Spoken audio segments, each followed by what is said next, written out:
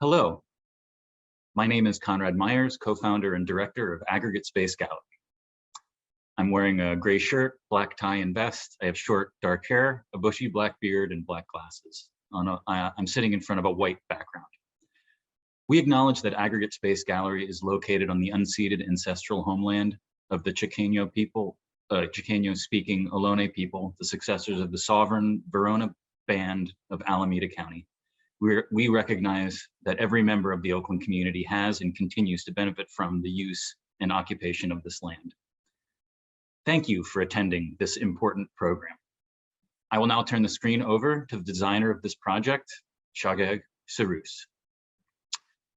Shageg Sarous is an Iranian-American multidisciplinary and social practice artist based in California. She creates multimedia installations, videos, interactive performances, and public community engagement programs with a focus on cross-cultural communication and translation strategies, addressing predicaments of estrangement and distance caused by political and cultural power dynamics.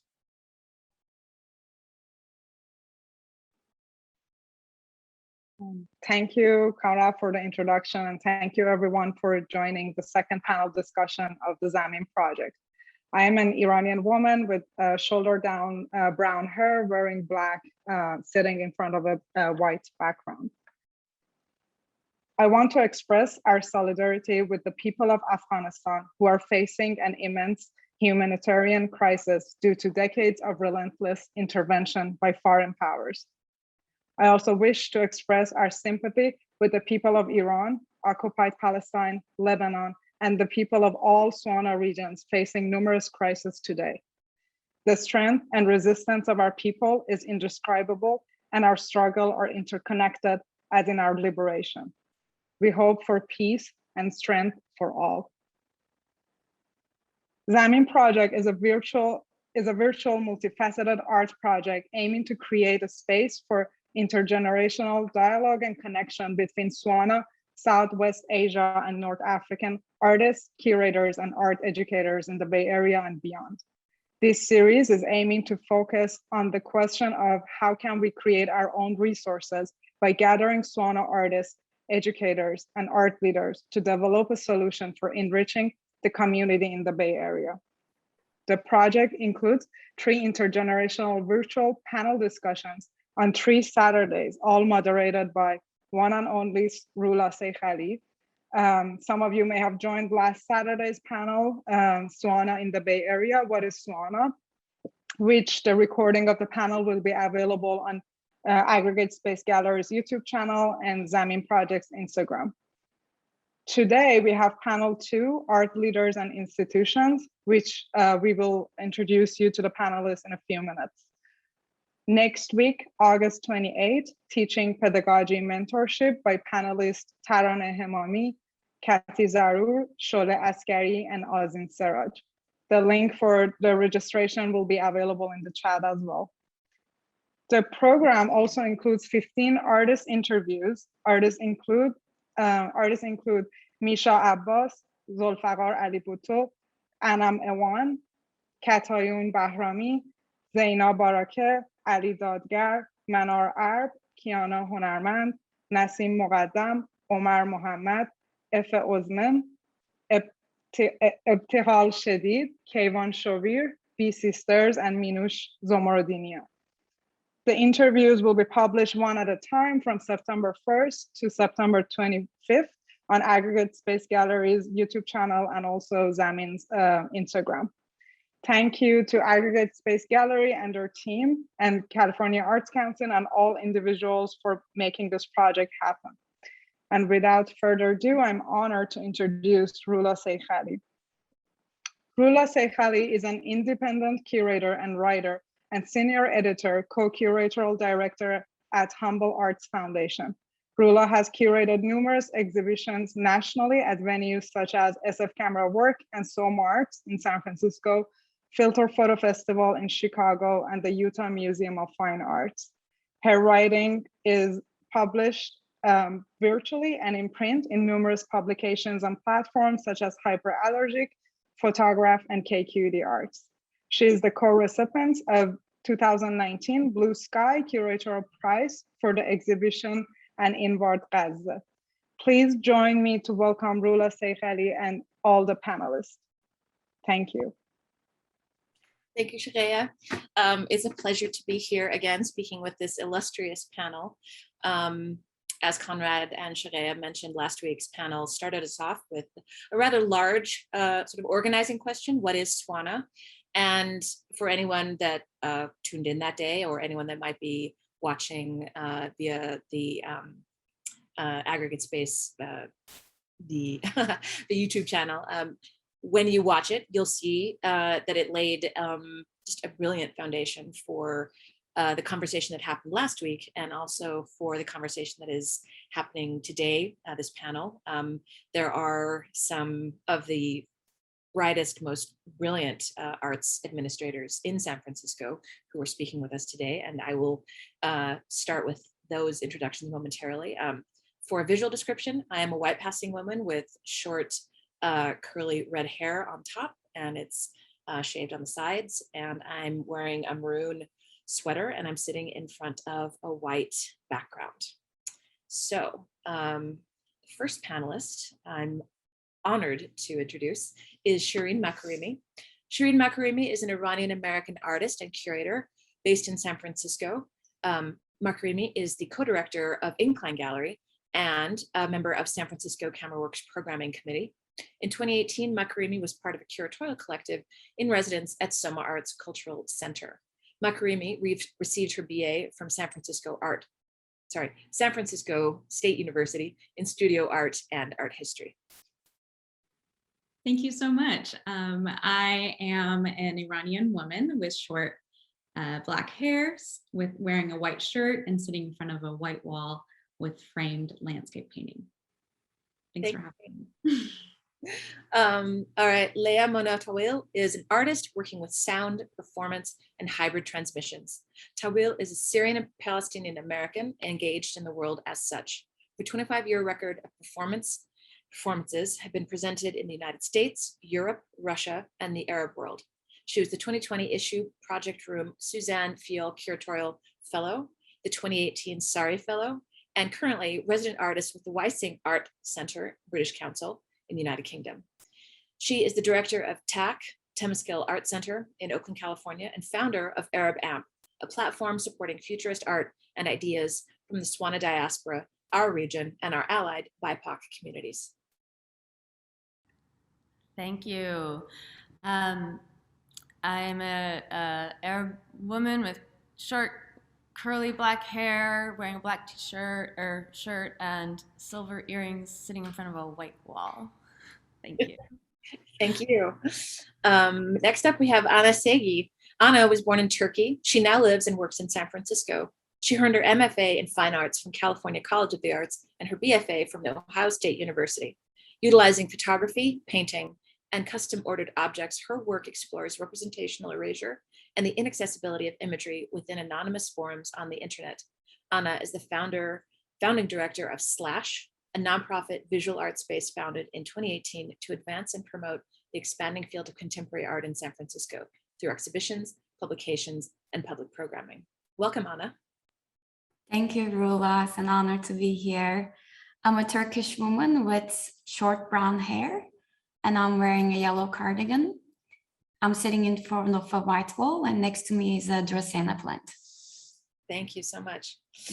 And finally, Michelle Mansour is an artist, educator, and the current executive director of Root Division here in San Francisco. Mansour received her MFA in painting from SFAI, which is the San Francisco Art Institute, a post-baccalaureate degree in art education from the School of the Art Institute of Chicago, and a BA in art theory and practice from Northwestern University.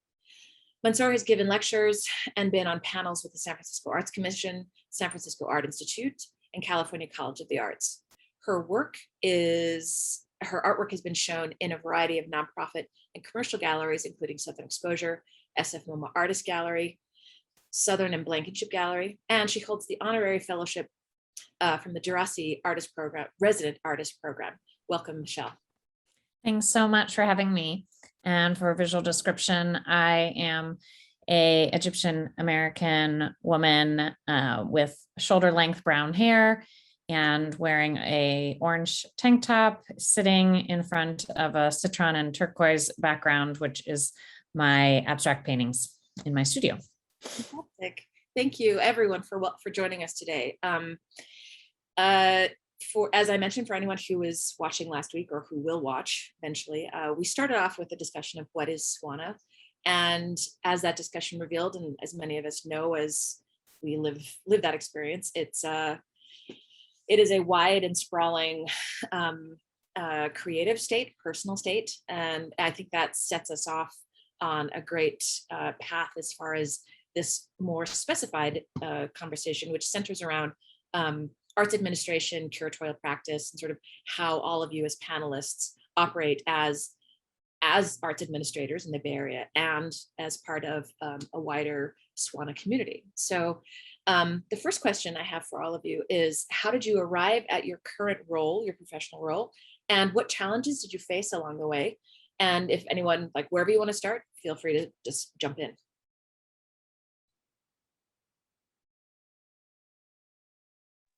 I can start. So as Roula said, I am currently co-director at Incline Gallery, and I actually was an intern at Incline when I was a student at San Francisco State. So that's how I got initially connected to the space, and I was an intern, and after I graduated, I still stayed connected, and eventually the two founders, Krista Oropeza and Brian Perrin, asked me to join and partner in leading the space. So that's how I ended up becoming the director. But I would say Incline in general has always been a very inclusive space, and I felt very comfortable there. So a sense of belonging there was always there. The challenges, which I think anyone who interned or is still part of the space, was balancing having a job outside of working at Incline, because Incline is very it's a volunteering work. We don't really that's not our main day jobs. So that's been some of the challenges, and I think that was part of it as an intern, and then continued on into leading the space. But it's also a really wonderful space to be a part of, and has created so many connections for me within the art community, and then also within the SWANA community as well. There's a lot of people that I've met through that experience. So excellent. Thank you, Shirin. I can jump in next. Yeah. So my work as an artist and as a producer has always been hand in hand. I started being involved with Temescal Art Center, which is where I'm sitting now, in 1997, and just as a practicing artist. But as the years went on and the space became more of a community space and venue, I cut my chops at producing and curating, and I have also just produced my own work. And so it's always been sort of a simultaneous practice, like how to support my own practice. It has taught me how to support other people's practices. Yeah. But in the specifically in reference to the SWANA community, I started a platform called Arab AMP in some pilot programs before that, but officially 2016, 17 is when we started doing things.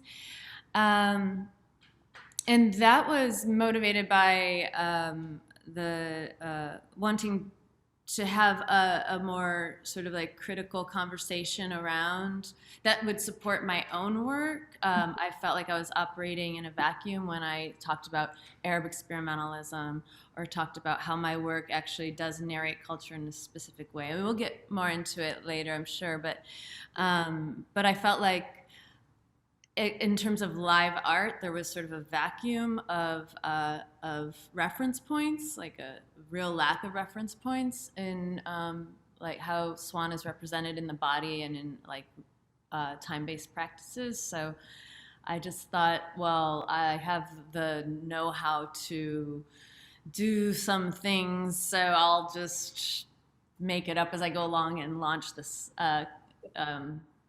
sort of just a way to tether to each other, you know, is how it started. So, Nice. yeah, I'll Excellent. leave it there for now. Okay, thank you so much. I can jump in next. I think I have a similar background to Leyya, trained as an artist. I went to grad school, and which was very crucial to the development of Slash. After my first year, I decided to open up a space in the Bay Area because I thought I didn't really see a place like Slash existing prior. And my biggest supporters from the beginning were my mentors and professors at CCA. And I think for me, the most challenging part was to physically start the project, because there is this dreaming, visioning kind of stage, but then doing things physical, that's when you feel like, oh my God, it's becoming real. Yeah. So, and I realized, you know, trying to find the right location, right building with this crazy real estate market happening in the Bay Area was the most challenging part. But then I decided I just need to find a space. It doesn't have to be perfect magical space, just to start the project. And then that was kind of my biggest challenge in there. And as a SWANA community question, we're an inclusive gallery. We have 4 team members, and 3 of us are Turkish. Yeah. And we're very proud about that. Yeah, that makes sense. That's great. Thank you so much, Anna. Great, I'll hop in. Yeah, so I got involved. I'm also, you know, primarily or started as an artist, and came to the Bay Area to do my MFA in painting at SFAI. And prior to that had been teaching K through 12. So I'm an arts educator. And I had been doing that in Chicago. And then when I moved to the Bay Area, I met the founders of Root Division, were colleagues and friends of mine in graduate school. And it's kind of just when we were getting started, they had asked me to come in. You know, the vision was to put artists in after school programs or in schools to teach free classes in exchange for discounted studio space. So that, you know, was just the premise for Root Division from the very start. And I think, you know, they had the idea, but didn't exactly know how to do it specifically. So I got involved initially as a contractor, just to pilot what's now our youth education program. So just, you know, basically recruiting, training, placing artists in after school programs to teach classes. And we have been doing that since fall of 2003. And then around 2006, the executive director at the time stepped down, and 2 of the founders had moved out of the Bay Area, and I sort of picked up the pieces and started to put in place some protocols. And then the board sort of said, are you sure that you don't want this job, because you're kind of already doing it? So yeah, then I basically took the executive director role in 2007, and here we are, you know, almost 15 years later. And I would say challenges, I mean, you know, as I'm sure everyone on the call has mentioned, you know, an art space in San Francisco, specifically a nonprofit, is, you know, just has its challenges along the way of, you know, all shapes and sizes. So current, and also not excluding the current situation that we're in terms of the pandemic. So it's been, you know, an extraordinary privilege for me to do this work and be in community with so many different kinds of artists at different places in their careers. And, you know, I think the question about SWANA, I had mentioned this, that, I grew up a very kind of assimilated lifestyle. My mom was American and my dad had immigrated here from Egypt. And so I think, I just naturally always had a perspective around trying to cultivate and foster a very diverse and inclusive community in what we do at Root Division, just as a natural piece of that. And I think, that has included reaching out to members of the SWANA community to participate as curators, as exhibiting artists, as studio artists, and that, part of our curatorial committee, and, as a way of contributing stories and histories and perspectives, along with the other artists and different backgrounds that we show. So, yeah. Perfect, Michelle. Thank you so much for, that's a great lead in for effectively the next question, which is, do your links, and this is for the entire panel, but do your links to the SWANA community influence your arts administrative practice? And as Michelle was just mentioning, like, it's something that you, growing up with, it was a sort of a culture that you were very much aware of through your father's family, and how that was, cultivated for you, albeit growing up in the United States, but there was an awareness, it sounds like, that that was something that was built into you sort of at the DNA level. And then moving forward, as you achieve these, various stages of work with Root Division, that it was something that there's always, it sounds like it's been, long-term in your mind, is how, what is the SWANA community, and how are artists represented, and or are they not? And is that a something that through your arts administrative practice you can start to address? And so it's a beautiful lead into the next question. So to the other panelists, like, does your membership in the broader SWANA community in the Bay Area, or nationwide or worldwide even perhaps, is that a demonstrable important factor in your arts administrative choices as a curator, as an executive director, however you function? Is that something that's on your mind? And what does that, I guess the follow-on question to that is, like, does that subsequently have a role in shaping the institutions that you're a part of?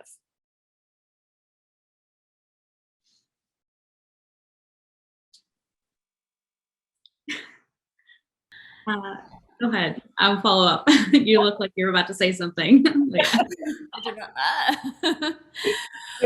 Well, yeah, I mean, just to kind of pick up where I left off, and with this question, it's like, I had been, curating and producing work for decades, and of course, like my own like identity and interest in SWANA works, have always been a priority for me, but also not knowing that much, like especially like in like late 90s, early 2000s, not knowing who else was here in the Bay. I got here in 1997 from Detroit, huge Arab population. So like that actually translated in the early years in the Bay as like just more like a broader BIPOC focus, and we didn't have these like acronyms and this sort of like mainstreamed ways of talking about it then either, but like that was where my heart lied, and that's where the programming ended up like situating itself, is like just supporting communities that I felt like, okay, like we're at least in conversation. But then, whatever, years later, more recently, realizing that like there is that sort of gap in focus, and so what can I do to like bridge some of that gap in focus, like not only like the broad solidarity movement of like BIPOC and how SWANA sits in that world, but also like what do SWANA artists have to say that's specific to the SWANA region, and then even, you know, and then you can actually get even more specific through that. But I think what's really interesting, I'm just gonna throw this out here now, is that like not just what SWANA artists have to say that I find very interesting these days, but also like what the SWANA experiences in the Bay Area specifically. Yeah. So, you know, that's like it's just like a different, it's a different diasporic reality, right? So even if you're first generation, second, third, doesn't matter, but like if you landed in the Bay, like what is that exactly? And so that kind of like makes the sort of global more local, and you know, that sort of thing. Like what is being said here from a very specific group. So that totally informs my choices. Of like what I program, but it also makes me want to. I know I'm going on and on, but like it makes me want to also like be a part of decision making, like at the table on some higher level things, because I think that's one of the biggest sort of challenges for our community, is to have representation in like on grant panels, juries and things like that. But you know, that's why we're all here today too. Yeah, yeah, absolutely. I mean, it gestures to, you know, there you are representatives of 4, you know, institutions specifically, but that it speaks to a wider concern, which is, as you mentioned, on juries, on grant panels, like all the ways in which our access to capitalism, to capital, so to speak, is enabled, or is you know, undermined. And I wouldn't go so far as to say it's intentional. Maybe it is, but there's certainly a lack of representation, and that is it. We all wish that it was certainly different, but that's not the case. So I think you hit on something really important there, which is, you know, at the administrative level, certainly, but beyond that, like one step beyond that, is access to the funding that all of us need to make our projects happen, to make the work happen. So it's a very important point that you strike on there. So thank you for mentioning that. Yeah. No, there's like, I feel like it's kind of embedded that we're trying to create more legibility. Yep. Absolutely. Yeah. That's a great way to describe it. Legibility, visuality, legibility, like that the ability to to see and be seen, I think are vital aspects of that. Absolutely. What about you, Shirin? What do you think? I kind of wanted to just touch on a few things that you both said that kind of relates to what I was going to say. Is I liked what you said about the people that are here in the Bay Area and how we got here. And I was kind of thinking about my own experience. And I came to the Bay Area because my sister came to school out here, and I felt like she had a very different experience. She was at Berkeley with having a lot of Iranian friends around her. And I felt like she had a really core community there that I didn't feel like I had in my experience. I knew a few people, and, you know, not just Iranian, from other people from other parts, other SWANA folks. But as I felt like that's grown more and more, the connections I've had with people. And even at Incline, I mean, one of the first people that I worked with was Cholet, who is in the panel next week. And, you know, it was that representation that I saw. I mean, I felt very included in the space in general, but having that connection with her and continuing to have that relationship with her, and then, you know, through her, I met other people, and through other folks who are Iranian or, you know, Greater SWANA community, from the Greater SWANA community, I've met other people. Yeah. And over the years, my connections have grown and my community has grown too. So I feel like that's really important. And, you know, that community has definitely influenced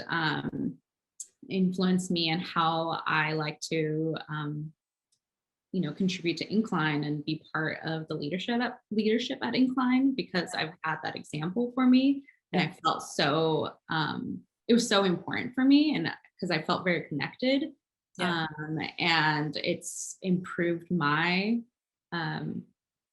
my place here in the Bay Area by so much that I felt like I need, I need to continue to learn from them and incorporate what, how they are an example into how I want to be an example. Yeah, that makes sense. That's a great point. And to anyone who wants to think about this and perhaps reply, like something that just came up was, and it's something you mentioned, Shirin, like, do you find that there are students, coming to you, and students is a broad category, not necessarily just in college or graduate school or high school, but anyone that is interested in perhaps showing their work or volunteering or in some way or another being involved in your respective institutions. Do you find that there have been, over the course you've been doing this work, more and more SWANA community members who come to you, sort of recognizing that you are part of these organizations and say, like, oh, this might be a person that I want to get to know, sort of be a part of their network, and because there is this sort of generosity of time and experience that runs through what people in the SWANA community do. Like, do you find that there are increasingly more and more SWANA community members who want to volunteer or to work with you or show their work? Like, has that been something you've noticed in your time as administrators? Has there been like an uptick in that, or how would you describe that?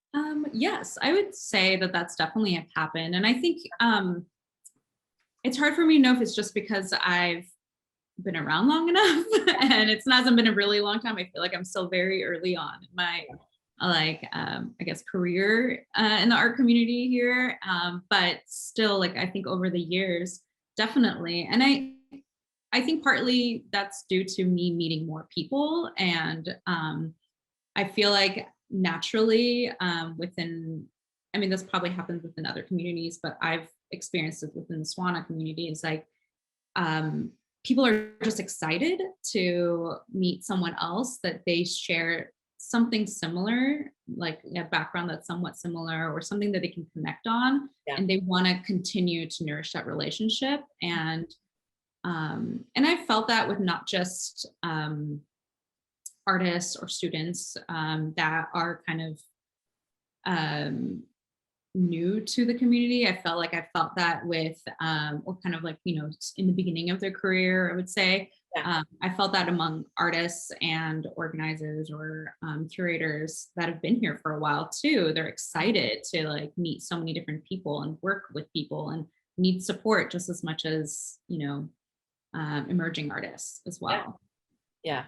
Excellent. Yeah, I would add to that, it's a little intersectional from the standpoint that, as a woman, I think also in a leadership position, and just like from the composition of this call, it's amazing that like the leadership, is women or women identifying folks. But I have, also seen like a growing number of folks looking to get involved and be connected with other artists. And so, I've always felt that is part of my role, as a mentor, as a leader, to be a connector of people. And so I definitely feel like that is something that is in my wheelhouse and is requested, I think, more and more in terms of, okay, this person is Iranian artist working with certain themes, like who else is in my network that I know that I can connect. And Kiana is actually is one of them. And so, excited to have gotten her connected with the group. So I think that is something that plays into it very much so for me as well. Yeah. And also being in a position where I have, just to around Leyya's comment around a seat at the table, like I through being involved with root division for so long, I have had, the privilege and opportunity to be a seat at several tables of, decision making or advocacy work in the arts community, and where dollars go in terms of I've been on a handful of grant panels and been a juror for several things, and always felt that it is both a privilege and an imperative to make sure that that certain voices are elevated or heard that may not have had the opportunity. Absolutely. Yeah. Anna, and Leyya, do you have, is that something that has resonated like for you as far as people coming to you, understanding that, it's I think Shagea and I were talking about this, like before I met you, Michelle, like formally for the first time today, like that recognition of like, oh, that last name, or there's something about like, oh, I could probably have a conversation with this person because, there's just that sort of shorthand of like, oh, this person, I recognize that last name as Arabic or Turkey or Turkish or Farsi or whatever language it is. But there's that sense of like, oh, they might understand sort of where I'm coming from. So there's that, in some ways there is that, it's a shorthand almost there. And for me, it's also a note of comfort, I guess. For as long as I've been working in the Bay Area, there's still that feeling of like, oh, I'm not sure I would know how to approach someone. But there is, I don't know, there's I guess it's comfort or a sense of, it might be easy to establish a contact with this person simply based on their last name, which I imagine that happens in other communities, but it's something certainly not unique to the SWANA community, but I think it is something that opens doors for us in a way that is, that might be harder in other ways. So it's I don't know, it's a lovely sort of like introduction that happens when you meet someone who's like, yeah, other people have trouble, mispronouncing your last name too. So let's have a conversation about that. It can start off on a humorous note, but there is something about that is really, it's truly profound, and it's a beautiful part of the SWANA community. But yeah, I'm wondering, like Anna and Leyya, is that something that you've encountered in as administrators in the spaces where you work? Yeah, definitely. I mean, I have a very harsh accent, and it's always a curiosity for people. And I think for me, when I started Slash in 2018 in an alley in Soma where no one knew where it was, it didn't have any glass windows, so it was like a garage before we moved to Minnesota Street Projects, where we are at the moment. I would just remember being there, having Turkish tea, keep boiling, and people coming in. And I think it's like the hospitality which SWANA region that's it has. It's like whoever came in. Some days no one came, some days maybe one or two people came, and I will be like, hey, would you like some tea? And sitting down and like, having this conversation, and then, finding out that, oh, I'm from Turkey. And then like, this will always open up a conversation about some kind of experience they have, whether with Turkey or other SWANA region. But I think this was important to just be, a good host to whoever is coming to your space, which we now continue to do so. It's of course a lot more difficult because we get a lot more visitors, and because of COVID to keep offering people tea. But I think this project too, the Zamin Project, I mean, this is great because we are offered a collective space to experience sharing, listening, imagining together. And we want to be a Slash good members of the SWANA, as well as good allies to BIPOC and other marginalized communities. I think it's very important. Absolutely. Yeah, absolutely. Yeah. I'll jump in just to say, yeah, that idea that like your name is sort of a beacon that people can be like, hey, you. But also like, you know, when I started Arab AMP, I was like, you know, I used the word Arab, like, I know that that's just like like part and parcel, but part of this larger SWANA community. But there's something like sort of like almost like triggery about the word for folks, you know, in the States, and so it becomes like a little bit of a beacon, and because Arab AMP is like a nomadic platform, like I'm here now, but back in the old world, I used to travel more. But, you know, because we've done programming in multiple cities around the country, I mean, even just through like our Instagram asks, like, you know, our followers and stuff like that, like you can see, oh, you know, there's this like pile up of artists that are like, I should just look into that and see about that. Oh, I should look into that and see about that. What is that anyway? Where are you based? Oh, nowhere, but most of your artists are here. Okay, blah, blah. And so there's a way to like kind of like hold your ground as like a beacon point, or like yeah, just like a little like Just hold space. lighthouse. Yeah, absolutely. and then also that I think it was Michelle that said this about like your role as a networker in a way. So if somebody hits me up from like Austin and is like, yeah, I'm a performance artist, Lebanese from Austin, whatever. I just, you know, I'm not thinking about anyone in particular, but like, then like, but I'm gonna be in Chicago and just what, you know, wondering if there's like anything you can like lead me to or guide me to, and like that happens. That's been happening in this really beautiful way. Or like, oh, I'm coming to the Bay, you're in the Bay, right? Maybe we can meet, that sort of thing. It's like there's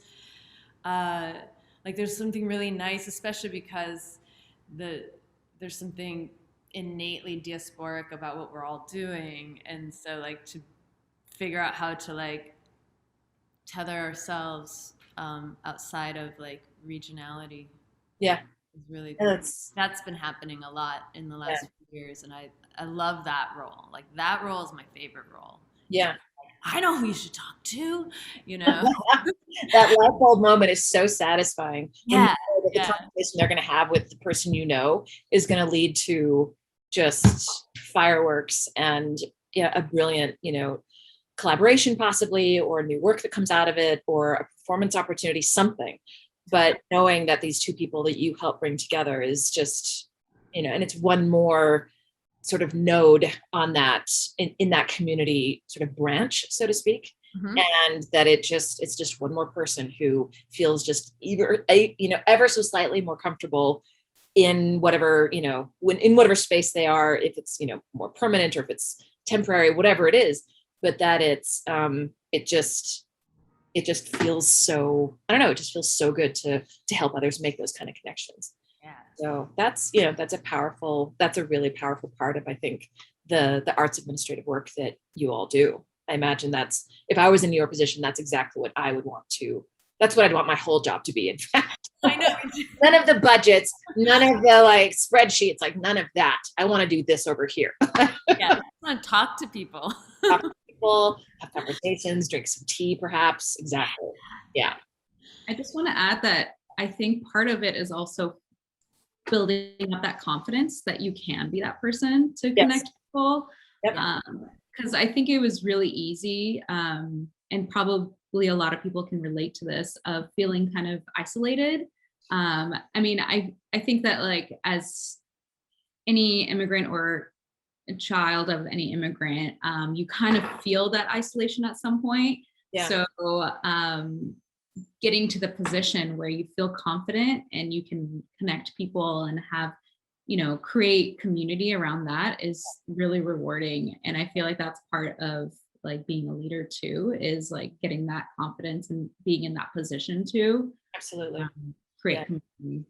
Yeah. No, that makes them. Yeah, absolutely. And that's, there is something about being in the position, I imagine being in the positions that you're in that, I don't know, demonstrates for others, like, this is an option. This is a possibility. Like, you do the work, you do the networking, like all the things that sort of help us advance, and the ways in which the art world can be so sort of subtly difficult to navigate sometimes, especially as people of color. And this is, and to be clear, like this is not necessarily true for someone who looks like me, as white passing as I am, but as someone who has friends, who has seen other friends try to navigate those spaces and I don't know, just get their work shown, get their work in front of someone who would be interested in seeing it if they could just get that meeting. Like that's a huge part of that facilitation aspect of it, I think is you know, it's vitally important, and it's part of how we get things done in the art community. And it's you know, it's that there are such able people in the Bay Area, all of you doing this work. I mean, it bodes well for the health of the overall arts community and the SWANA community as we inhabit it. So so that's a I'm really glad you mentioned that, Shirin, because it's a interesting way into the next question, which is like operating at the smaller sort of like level, you know, the more immediate community level that all of you do when you're in the SWANA community in your institutions. When you look at larger sort of institutional practice, and I'm thinking of SF-MoMA or YBCA or any of the major institutions that populate the arts community here in San Francisco, like when you look at large institutions, like what do you think is the role of institutions in supporting sort of, you know, either emerging or established, or, you know, SWANA artists? Like, is there something more that they can do beyond what they claim to be doing, or maybe on paper say that they're doing? Like what more would you like to see happening at that, you know, at that sort of higher profile level institutionally? I know what I want to see. Okay, tell us. What would you like to see? I'm very opinionated about this topic. This is good. This is good. I'd like to just kind of dismantle like the sort of tropey representations of culture that exists in the higher institutions. Yes. Yep. Like yeah. Like let's tear it down. Tear it down, because like, you know, the plurality of the thing, the broadness of the thing, you know, like whatever, we can use all these words, but like, yep. It's so much more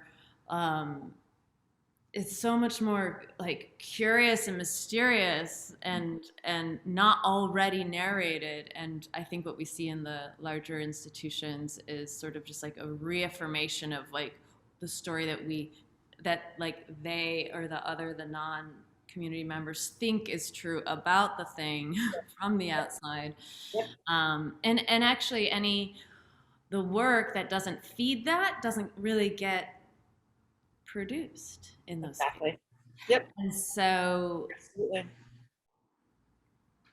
that's what I would like to see. Yeah. No, that's good. I think you hit it right on the head. There has to be that, as you said, dismantling of that hierarchy, and I would also add like eliminating there seems to be like this sort of this preciousness with which they approach like the other, and that it's like, oh, look, we're doing this very special thing. Like they want to draw lots of attention to the programs, the projects, which is good, but there is this aspect of like virtue signaling where it's like, oh, look at what we're doing, you know, and it's performative in a way that for me is rather cloying. And as you said, like I would love to see it just sort of like broken down, like break down that hierarchy, and just instead of treating SWANA artists as other the way that they do, just monolithic like, other. Yeah, the monolithic other. Like just find a way to like, I don't know, and that's probably through conversation, like get people into these spaces to talk about these things and be ready for what might be very uncomfortable conversations about your administrative practice, about your collecting habits, about who's on your board, about who your like philanthropic supporters are. Like these are larger, it all goes to these larger conversations about access and equity, and how those two factors are front and foremost for so many people where these conversations are concerned, but it's not happening. So you hit it, I think you hit it like right on the head. But yeah, I'm curious, like, you know, Michelle and Anna and Shirin, like, how does, like, when you look at this larger community that you're part of, like, what are the things that sort of stand out for you?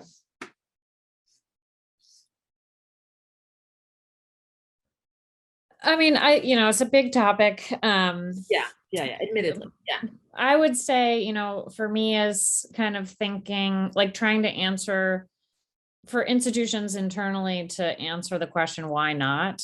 Yes. Like what are the barriers to making something happen, and happening in an authentic, genuine way? And, why are those, why is that not happening?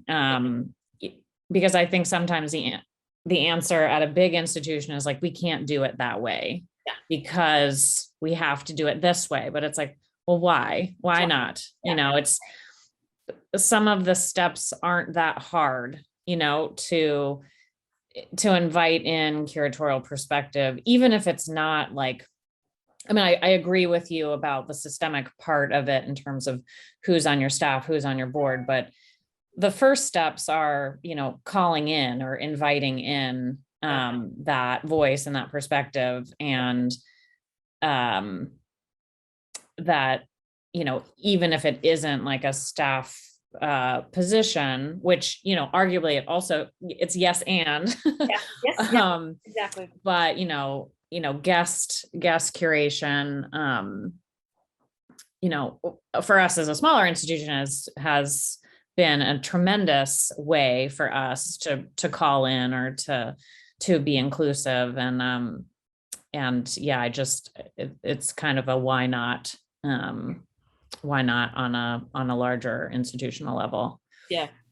I think that's a really lovely way to articulate that, is like, why not? Not just why, but why not? Yeah, that makes a lot of sense. And I think sometimes the answer to that uncovers a lot of what's problematic about, or what can be problematic about larger institutions. So absolutely, yeah. What about you, Shirin? Like, when you look at this and the part of the larger, overall, the larger institutions that you are interacting with in some way or another, like what sort of stands out for you as something that? Yeah, I feel like I will be echoing a lot of what you all have said already, but it does, it's really obvious that larger institutions have set these limitations for themselves, and restrictions of like how things should be done a certain way, and they're not challenging that. And so that, of course, doesn't push any boundaries, doesn't provide room for other voices and other perspectives. It kind of continues to repeat the same thing over and over. So, I mean, it's totally disadvantaged to them and to the community.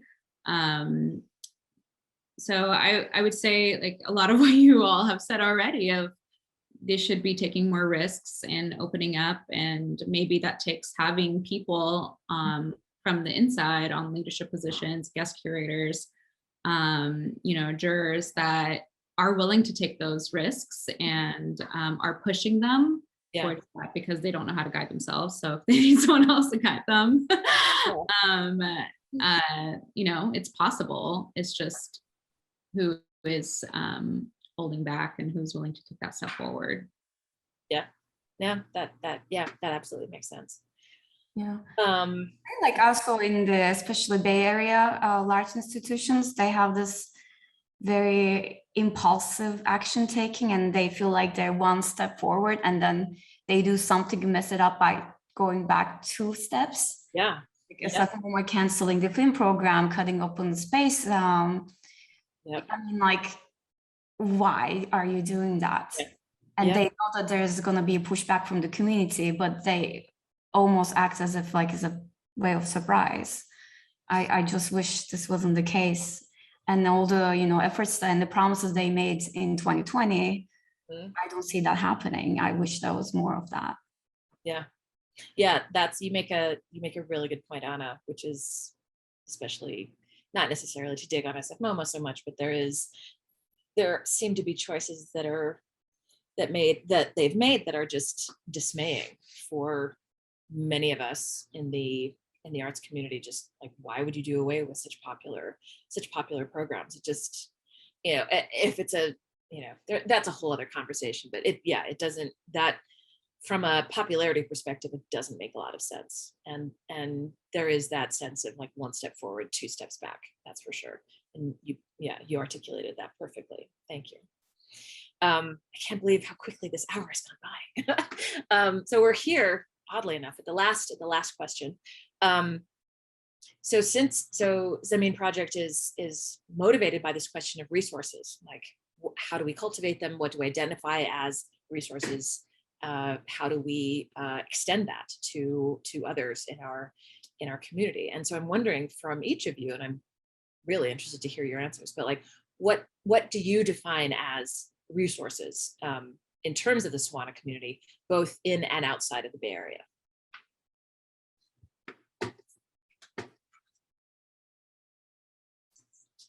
I mean, I would just say the collective leadership that's, been pulled together just even in this group, set of panels is definitely a huge resource in terms of, institutional knowledge and community awareness and networking. It's not dollars immediately. It's not that kind of resource, but it can translate into that, I think, pretty easily. Excellent. I think there's some layers to resources, like obviously dollars, if we can allocate them, if we can be at those tables that allocate them.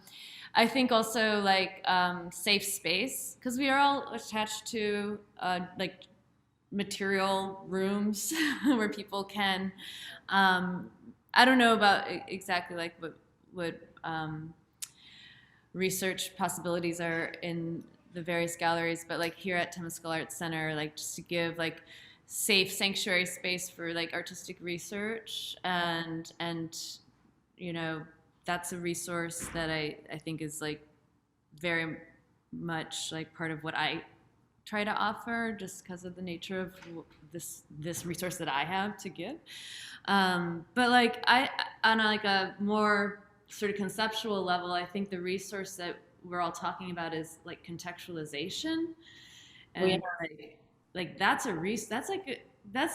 that can translate like economically, but just outside of economics, like contextualization, like even if the artist's work sits in like a total independent corner and there's nothing else like it, if it sits within the context of like a SWANA like critical conversation, then there's at least what we're offering is like ways of making legible the things that maybe wouldn't be legible without the lens of this conversation, without the lens of the things that we build.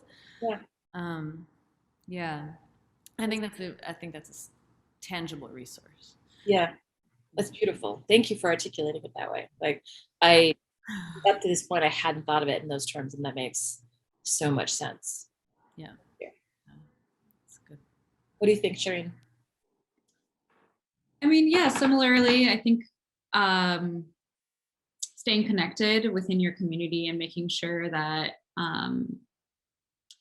no one is feeling kind of isolated in that sense, and that there are resources available, because you never know, like you said, resources come in different forms, and you never know who you're going to talk to, and then they'll be able to connect you with someone else that can provide that resource. It kind of just, and I feel like the more you're in connection with your own community, and then the more possibilities are there for you and the people within your community. So I think that's really important. I mean, I think this is, like Michelle had said, and we all agree, this is really an amazing resource to have. I didn't know some people on this panel. I didn't know some people in the other panels, and I'm so excited to learn and understand that there's so many people within the Bay Area that I can be connected to. Absolutely. And that's really great. And I think that's beneficial not just to people within the SWANA community. I know so many people outside the SWANA community that want to connect me to someone else all the time. That happens all the time. And it's so amazing because they want to do that because it's of course beneficial to them as well. It's beneficial to their community to have that diversity. So I think the resources like that you can offer is just continue to grow your own community and make connections, because you never know, like people will start projects. Like what grows out of that? Yeah, it gonna come out of that. Exactly. What about you, Anna? I beginning of the call, Shagaya was saying that there's 75 artists, creators, art professionals that she was able to connect with under the umbrella of Zamin Project, which is, I can only count maybe 10. So I would like to know this list, if there's going to be, I'm sure she's going to share it with all of us. But I think that's an amazing start. Also I was, for SWANA artists, I was looking at more specific things, and I don't know if many of you heard about it, but there's a YBCA's new Artist Power Co-winnings grant, which I will put in the chat, and they specifically list SWANA as a part of the community that they were prioritizing. So I thought that was interesting. Yeah, for sure. And also at Slash, we're gonna soon in mid-November gonna announce an open call for local Bay Area artists. So stay tuned for that too. Excellent. Thank you so much, Anna. Thank you for mentioning that too. It's the YBCA initiative. I didn't know about that. So I'm very curious to learn a little bit more. And if there are artists I know who should apply, like directing them to, or encouraging them to apply would be, that's a huge step forward for YBCA. That's fantastic. All right. I think, wow, that wrapped up so quickly. If there are any questions from our audience, we would love to hear from you at this point. I'm just looking at the chat, and it looks like so far, mostly just comments. But it looks like, what do you think, Trina? Are there more other questions? Am I missing anything? Or there is one question, and I will read that in just a sec. Before I read that question, I do want to apologize on behalf of Aggregate Space Gallery for those who had a problem clicking on the link when they first started. I know some people had a technical glitch and they were able to join in. So for those of you who did have that problem, we are recording this, and so we will make sure that you know when it's available so you can see what you missed. But yes, we do have one question from Taharne Himami. Thanks everyone for the great panel. How do you create an audience for the artists that you present from the region? Oh, great question. Great question.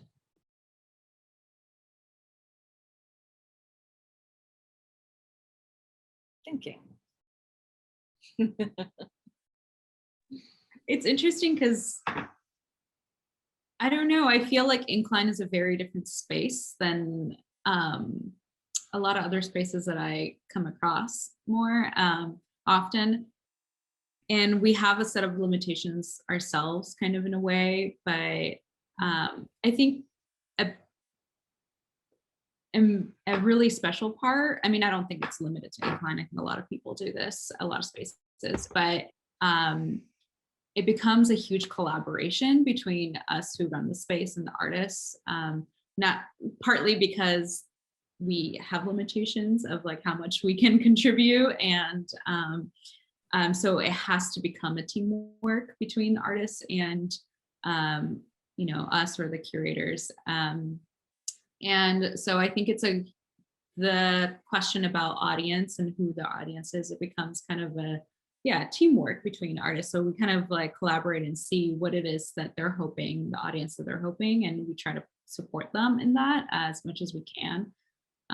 It's also been a while. Incline's been closed for some time during the pandemic. So I think that's a really important question, because it's not, about the audience that you as a leader or a person that's trying to run the exhibition that you're trying to draw. It doesn't serve the exhibition and the artists if it's not bringing the audience that they need to support the artwork, the exhibition of the ideas. So that collaboration, I think, is important, the conversation. Absolutely.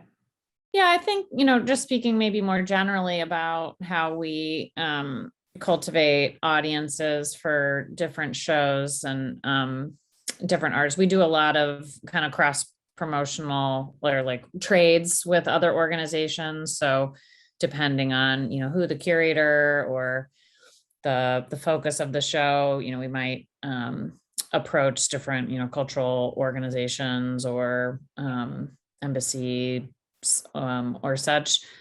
And I actually would think that the list from this project would be also a great resource for doing that and being able to connect with all of you around artists that we will show in the future. Yeah. Or curators. Yeah. I can also add, since the list also like keep coming on, for me specifically thinking about this project and audiences was one of the issues that I was finding, honestly, was I was like being 10 years in the Bay Area, I was keep hearing from different institutions that I was working in, or I wanted to kind of like connect that they were mentioning that there is no SWANA artist, or like they only knew like 3 people or like 4 people, or there were lack of information because SWANA region has a lot of geopolitical issues that a lot of people don't have information about it. They afraid to kind of like host. That's what I came across like so many times. So I was like, well, maybe we can just gather and redefine or like explain who we are, or like how people can understand. This project, specifically the first series, is we interviewed 15 artists who lives right now in the Bay Area, and so many panelists, and then the archive that I found, 75 artists I found by going through exhibitions that each of you or like each of like artists that created, but they were never gathered. And this was always a issue that were coming up. There's also a Google form on Zamin Project's Instagram that I recreated, that it's basically gathering information of the artists, art leaders, and educators, and they can fill it out. It has sections of if they suggest any SWANA business or nonprofit organizations, because it would be great to kind of like advocate. And there are also dreams, like what are the resources or like what you basically demand from the city, for example, like how we can kind of like move more of an action making, go towards that basically. So these are some of the things I just thought to mention. Excellent. Thank you, Shirin. Yeah, sure. And is there anyone with like final thoughts or any other questions, Trina? Anything? Yeah, we actually do have a follow-up question to that, which is great. Kathy Zauer, she said, and a follow-up, do you find that audiences tend to be from the region? I'm wondering if you have sought to build a community of patrons and supporters from the region, or perhaps do you feel that the audience needs to be from a particular community? That's good. I think that historically, when we had live events, it's been pretty mixed, because Temescal Arts Center, and I'm sure all of your spaces are similar, like have their own, sort of like community of folks from like a lot of different populations and spaces. And so there's like a kind of a trust in the space, like, oh, if I know that space and I trust that things that happen there are cool, so I'll just go. And like, I think I've tried to create a bit more focused audience that is like of the region. So like, you know, for us, by us sort of thing. Yeah. But I'm also just as enthusiastic, if not maybe even a little more so, about having it not be just for like folks from the region and watching folks from the region. And I really like to see like when people from other aspects of like TAC programming come in for an Arab Amp show and they're like, well, I love this space, so let's just see what happens here. Oh my God, I didn't know that this even like was a thing. Or, you know, like that I feel like is also part of like my personal like, you know, whatever battlefield that I want to be on. Yeah, I would just to follow up on that is you know, big fan of the cross-pollination of audiences. I think, you know, it's beneficial for all when you can leverage, you know, whether it's a more established artist or, you know, the conversation in one artist's or curator's work to draw attention to others who maybe have not had the attention. You know, that's something that we do pretty frequently. So for me, it's always like a yes and yes. Like I do, you know, specific outreach to, you know, collectors or, you know, patrons that I know are interested in a particular topic or from a specific background, you know, and point out artists or curatorial projects that I think would interest them because of that. But also it's such a great opportunity to just shine light where maybe it hasn't been previously. So. Yep. And I feel like if somebody came into the gallery or your space, that means that they're at least interested in seeing the work. So I think what's important is that there's something also you could say about the work that is accessible. We often ask two texts from the curators that we work with. One is more, you know, art theory based, a little bit, you know, could be a little bit like research based, could be a little bit difficult to understand for a more general audience. And we have a more accessible version for we can talk to someone who's not very familiar with the, you know, arts kind of theories. So that's been really helpful. And I feel like through just if somebody is coming and asking a question, if we have this very basic knowledge, or I try to be not as basic, but say it in basic terms, this kind of creates a space to talk about works or learn from one another. For instance, 2 shows ago, we had we presented a lot of artists doing work about Amazons, and it was for me also learning kind of experience, and then I could tell the audience.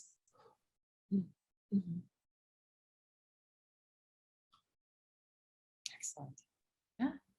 I think if anybody else would like to answer that question, I think that was the last question. I just wanted to add a comment from what Anna was talking about earlier with, you know, serving tea and hosting and, you know, just bringing people into community and into conversation. And, you know, it's something that I also am very excited about and thoughtful about. Just as a person, I've kind of always been that way. And I don't know that I necessarily realized how much it is tied to my experience growing up and, you know, just the you know, mostly around food.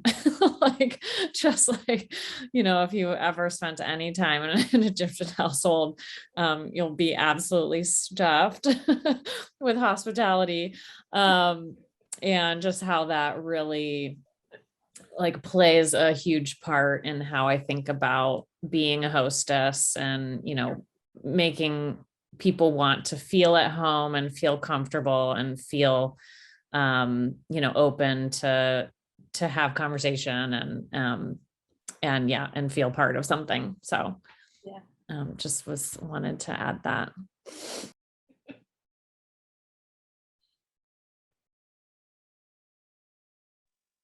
I really love that because I think that is a connecting point amongst a lot of people here, and part of this. Yeah, it is. It's a natural part of how we socialize and how we are with each other, and I think it's really important because I immediately feel connected to someone that is similar to me with that. So Absolutely. Yeah. We need a party, I guess. That's what I'm wishing for and planning for, just to let everyone know. It's the food connection is what you're saying. Like it's all just about community, but really it's about food.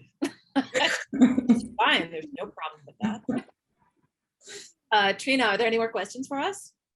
No, I think we can close. All right, thank you, Trina. Thank you everyone who joined us. And most of all, thank you so much to our panelists for joining us today for this conversation. What is SWANA, Bay Area Arts Institutions and Art Leaders? This gives me so much to think about. And I imagine that for those in the audience, it also gives them a lot to think about. So thank you for sharing your knowledge and your experience. And for everyone in the audience, there's one more panel next Saturday at 2 p.m. And we look forward to seeing you here in this space for the culminating event of Zamin Project. Thank you so much for joining us. Yeah, thank you, everyone. And I put also the link to the next panels and all the information that we talked about. If you had any specific resources, just like let us know, message us on Zamin Project. We would love to have that as well. Thank you, everyone. Thank you so much. Thanks, Aggregate Space, Trina and Conrad and everyone who supported this project. Thank you. Thanks. thank you. Yeah, thank you so much. Thank you. Yeah.